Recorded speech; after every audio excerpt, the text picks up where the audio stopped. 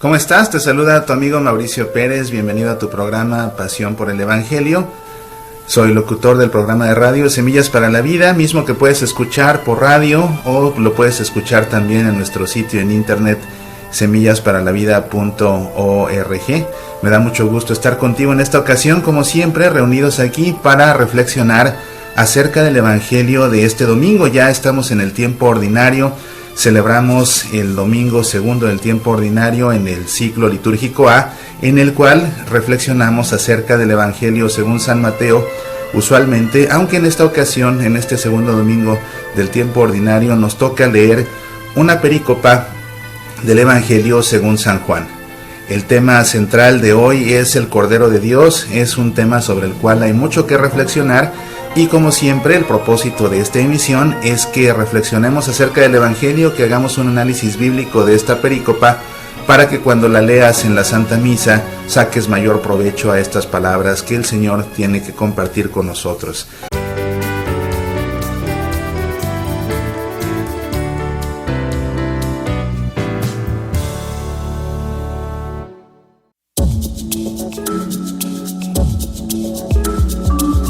Sin más preámbulo, te invito a que pasemos al texto del Evangelio de este domingo y, como siempre, que lo hagamos poniéndonos primero que nada en presencia del Padre y del Hijo y del Espíritu Santo. Amén. Dice el Evangelio lo siguiente: Juan el Bautista vio acercarse a Jesús y dijo: Este es el Cordero de Dios que quita el pecado del mundo. A él me refería cuando dije: Después de mí viene un hombre que me precede, porque existía antes que yo. Yo no lo conocía, pero he venido a bautizar con agua para que él fuera manifestado a Israel. Y Juan dio este testimonio: He visto al Espíritu descender del cielo en forma de paloma y permanecer sobre él. Yo no lo conocía, pero el que me envió a bautizar con agua me dijo: Aquel sobre el que veas descender el Espíritu y permanecer sobre él, ese es el que bautiza en el Espíritu Santo. Yo lo he visto y doy testimonio de que Él es el Hijo de Dios. Pues bien, estas son las palabras del Evangelio. Como vemos, se trata de un encuentro de Jesús con Juan el Bautista. Esta semana anterior habíamos ya celebrado la fiesta del bautismo de Jesús en el Jordán y habíamos visto cómo es que viene Jesús a ser bautizado. Y bueno, pues ahora reflexionamos sobre este encuentro que tiene Juan el Bautista con Jesús, y nos llama la atención, primero que nada, cómo en el Evangelio según San Juan no vemos cuando Jesús es bautizado. Esto es muy interesante. En los otros evangelios vemos una referencia clara al bautismo de Jesús al momento en el que es bautizado. En todo caso, Lucas dice simplemente un somero habiendo sido bautizado, pero hacen referencia al bautismo. En el Evangelio según San Juan no vemos a Jesús siendo bautizado por Juan.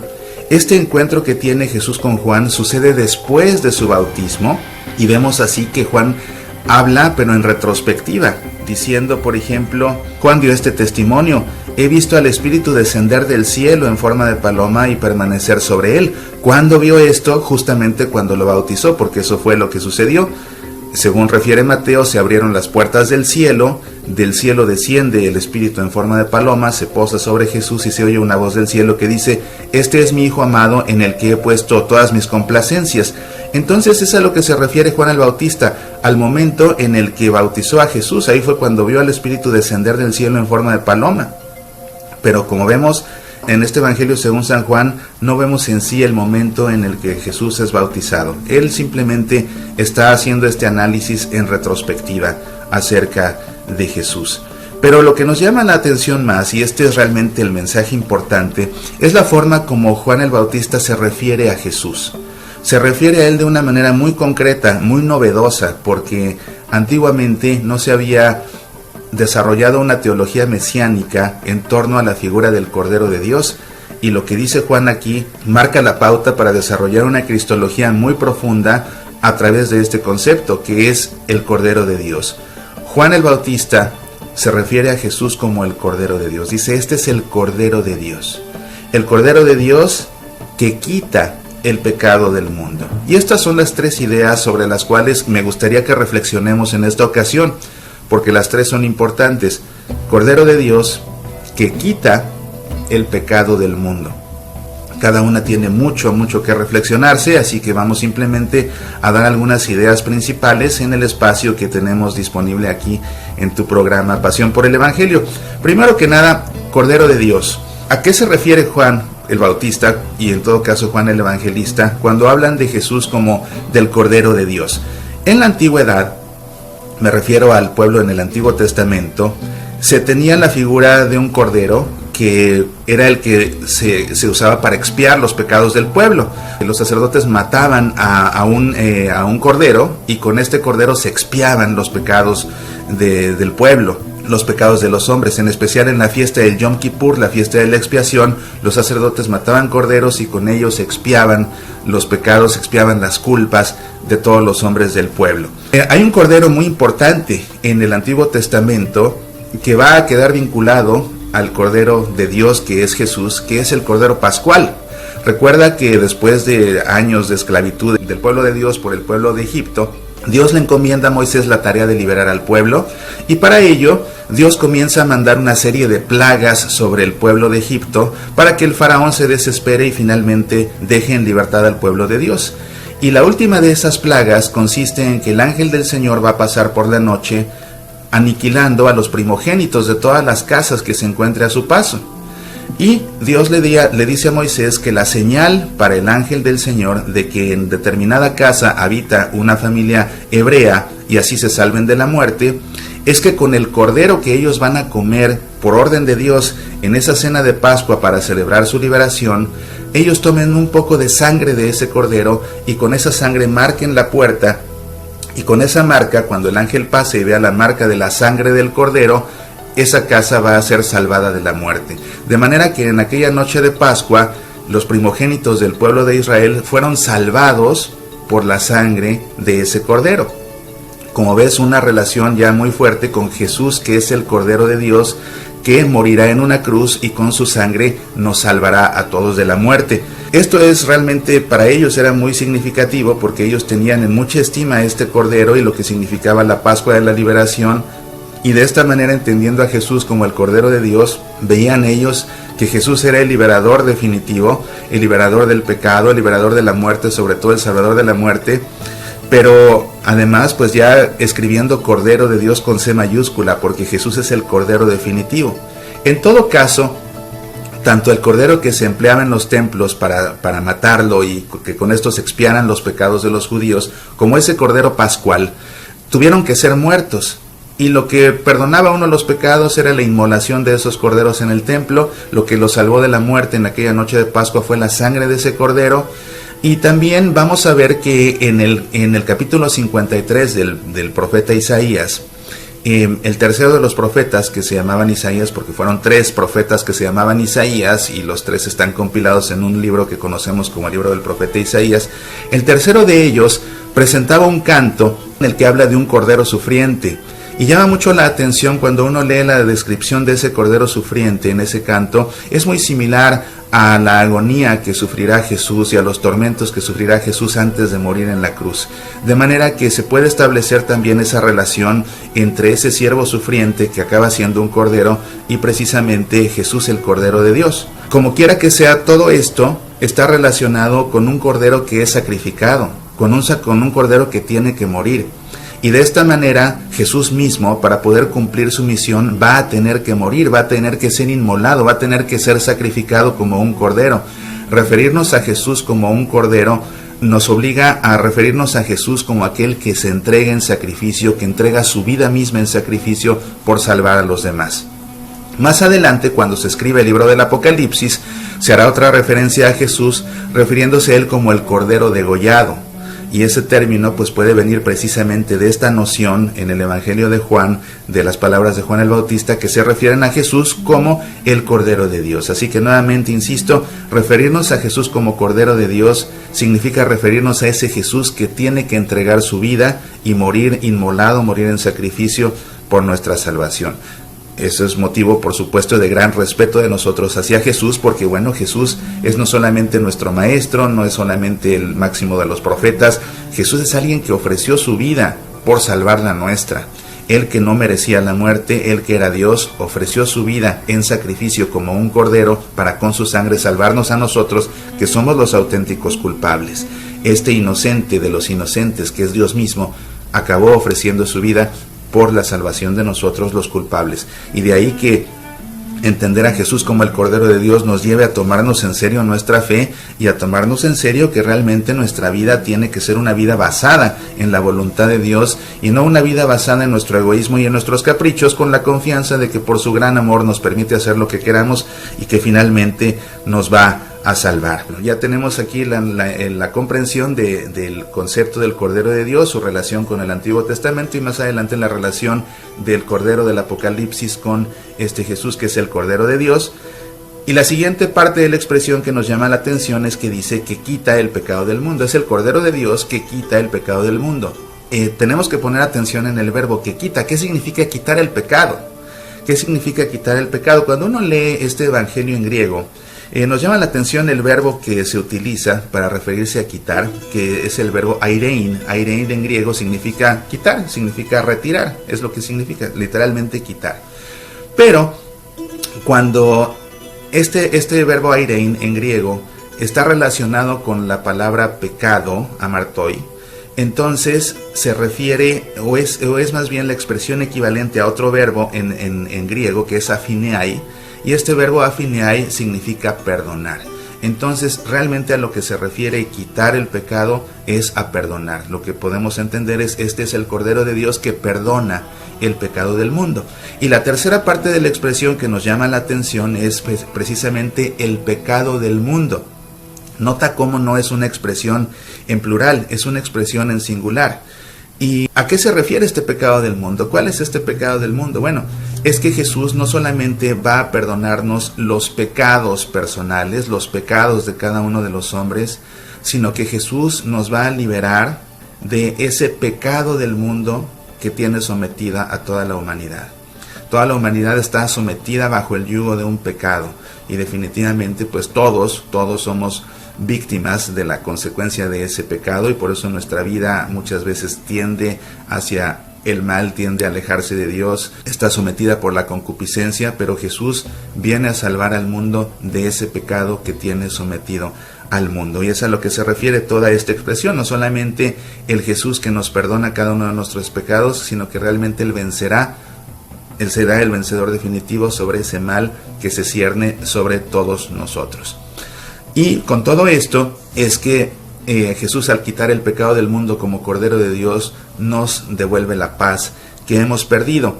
Y bueno, como te digo, todo esto realmente expresa la misión de Jesús. La expresión Cordero de Dios que quita el pecado del mundo es una expresión con la cual queda de manifiesto cuál es la misión de Jesús. Es inmolarse en sacrificio, ofrecer su vida para con su sangre salvarnos de ese yugo del pecado, salvar nuestra vida y ganarnos así la vida eterna.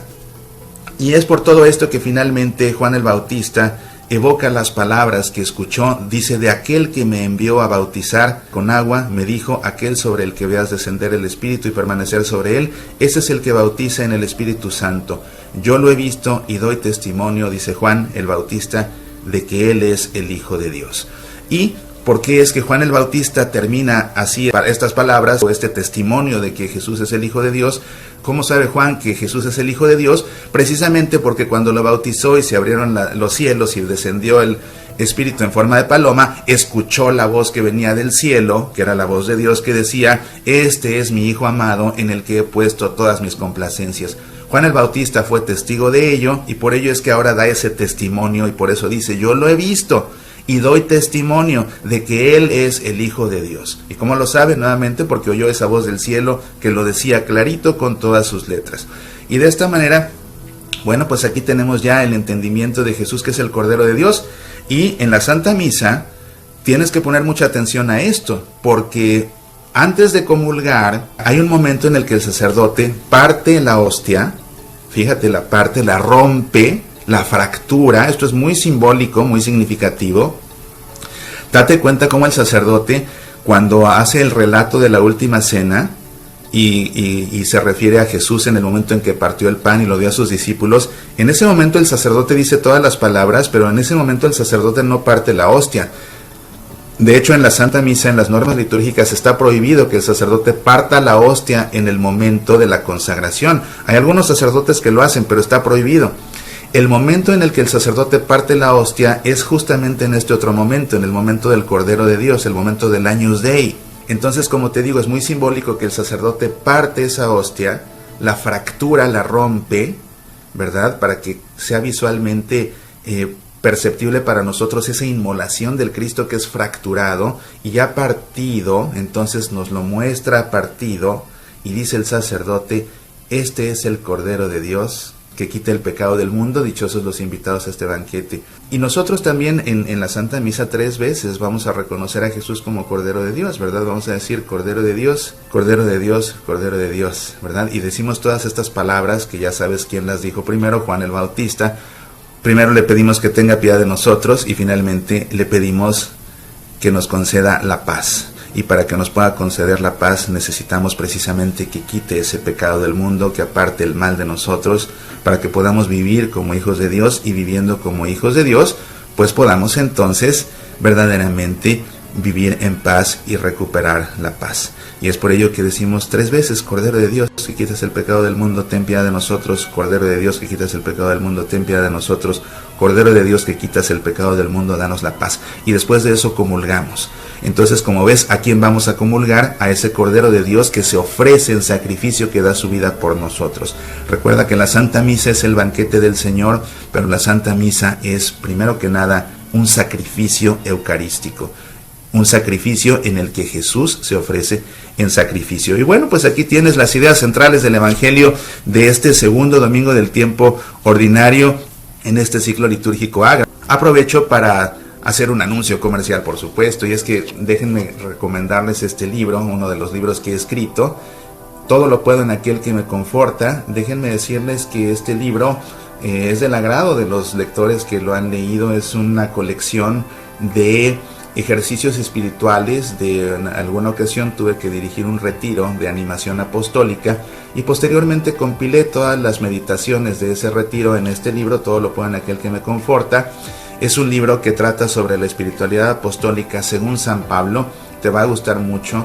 A muchas personas les ha servido para ver por dónde caminar en su vida apostólica. A muchos les ha servido para consolarlos. Hay personas que me han dicho que les ha servido para superar sus miedos, porque hay un capítulo que habla acerca de lo mismo.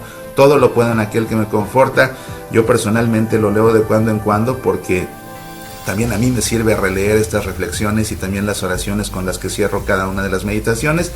El libro, al igual que todos mis libros, los consigues en Amazon.com, los puedes conseguir en su edición impresa o los puedes conseguir en su edición digital para Kindle o a través de nuestro sitio semillasparalavida.org.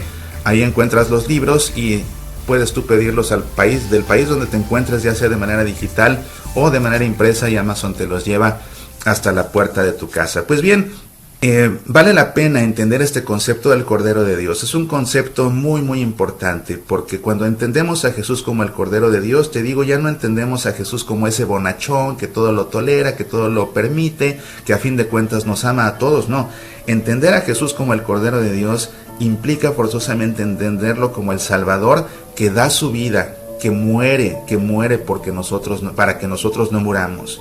Y eso nos debe forzar a tomar a Jesús en serio, a tomar el Evangelio en serio, a tomar la voluntad de Dios en serio y a tratar de vivir nuestra vida según manda el Dios verdadero y no según el mundo ha querido distorsionar la figura de Jesús de tantas maneras tan equivocadas. Así que tenemos que tenerle sumo respeto a este Cordero de Dios, y que en la Santa Misa, las 3 veces que digas Cordero de Dios, estés reconociendo que al que estás adorando en ese momento 3 veces es a ese Cristo que por amor a ti, aunque tú no lo merezcas, por amor a ti, muere Él en una cruz para que tú no mueras, y que momentos después va a entrar en comunión contigo cuando tú recibas de manos del sacerdote la Santa Hostia consagrada.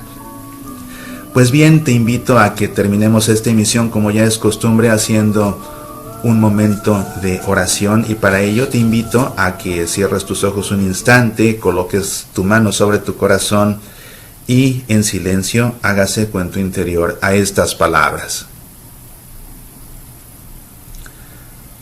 Cordero de Dios, Eres la luz que vence la oscuridad.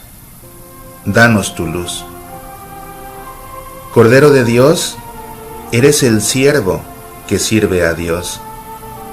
Llévanos a Dios. Cordero de Dios, eres la razón de nuestra vida. Danos vida con tu vida. Cordero de Dios, eres camino hacia Dios. Muéstranos al Padre. Cordero de Dios, que quitas todos nuestros pecados, haznos blancos como la nieve. Cordero de Dios, estás lleno del Espíritu Santo. Vacíanos de todo lo que no es necesario. Cordero de Dios, eres olvidado por muchas personas. Ayúdanos a pregonar tu nombre. Amén. En el nombre del Padre, y del Hijo, y del Espíritu Santo. Amén. Queridos amigos, les agradezco mucho el favor de su atención. Visita nuestro sitio semillasparalavida.org. Ahí puedes escuchar nuestro programa todos los días, Semillas para la Vida, así como diferentes audios. Podrás ver diferentes videos, todo ello formativo. Hay mucho material totalmente gratis para ti. Y también visita nuestra tienda en línea para que nos ayudes a sostener este apostolado. Ahí encontrarás también los libros y encontrarás muchos álbumes, conferencias, videos de conferencias, audios de conferencias, mucho material que te ayudará a formarte, que te ayudará a meditar, a aprender y apasionarte por nuestra fe. Recuerda que tenemos una cita aquí en Pasión por el Evangelio la próxima semana. Que Dios te colme de bendiciones. Apasionate por nuestra fe.